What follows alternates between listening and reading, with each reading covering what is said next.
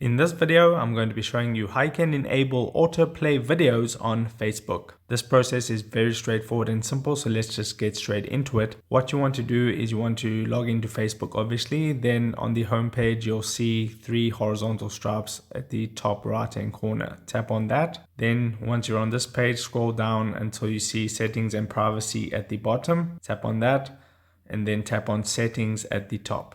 Once you're on the settings page, you want to scroll down until you find the media option. So it's near the bottom. It's here, media and contacts. That's the option you want to select. So I'll tap on that. And then there you see the option autoplay.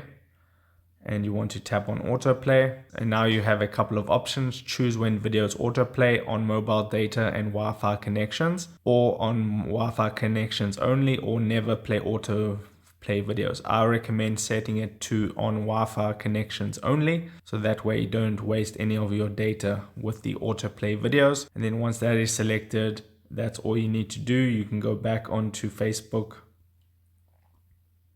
and just continue browsing and the videos will autoplay. So that is how you enable autoplay videos on Facebook. If this video helped you out, don't forget to like this video and subscribe down below.